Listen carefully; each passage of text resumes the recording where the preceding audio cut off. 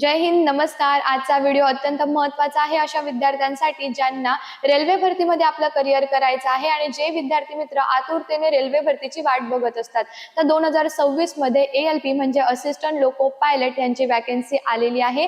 तर बघा, इथे व्यवस्थित लक्ष देऊन ऐकायचं आहे. तर इथे दिलेलं आहे बघा, approve vacancy of ALP for notification in 2026 म्हणजे 2026 चं ALP चं नोटिफिकेशन आलेलं आहे.